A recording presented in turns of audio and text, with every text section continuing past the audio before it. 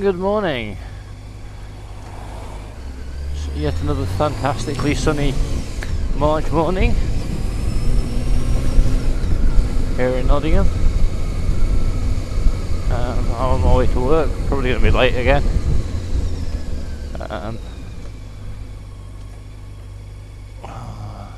Because this doesn't help. But what doesn't help is I've suffered from a condition known as obsessive compulsive disorder, and have done for quite a while, which causes a lot of problems in the morning in terms of having to, on what's called a checker. So what that means is I have to check everything is switched on, or in fact switched off. Cheers, thank you. But in doing so, what I often tend to have to do is switch it all back on again, and then off, and then on, and then off again. Then you get the idea, which tends to add about a good 15 to 20 minutes to my morning ritual. Yeah, I'm not crazy, just obsessive. Strangely, it only works with the house and things. You can fucking get a move on then. Yeah, house, car,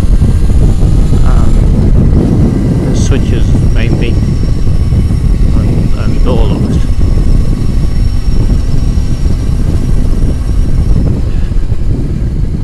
I mean, once I'm away, like now, I'm not really thinking about it so much.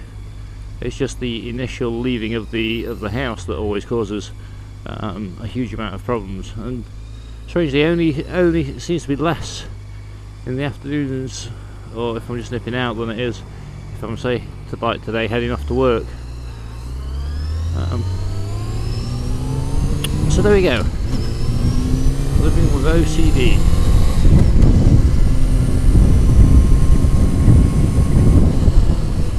My wife often jokes that it's a shame it doesn't extend to, one of those compulsive disorders with cleaning or hoovering.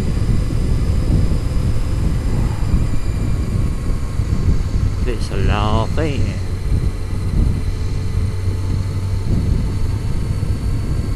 That's my train of thought.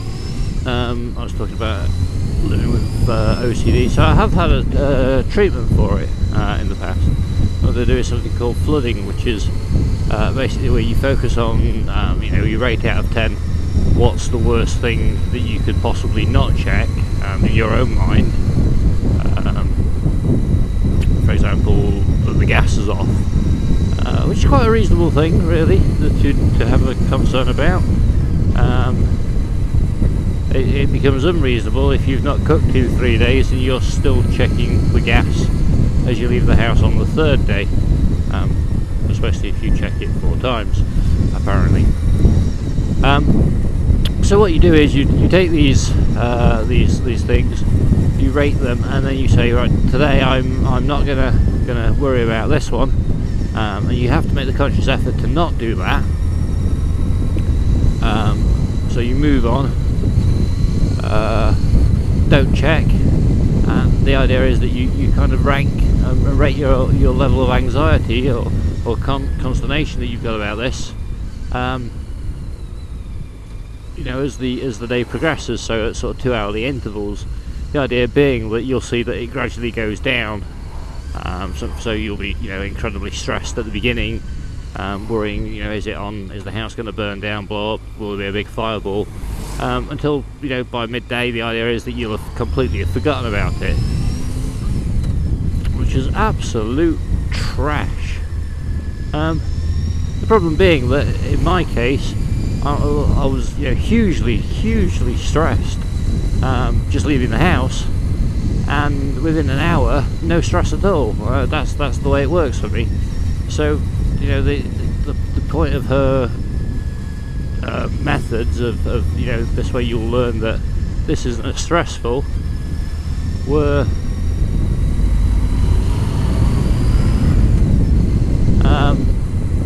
completely pointless as far as I can see.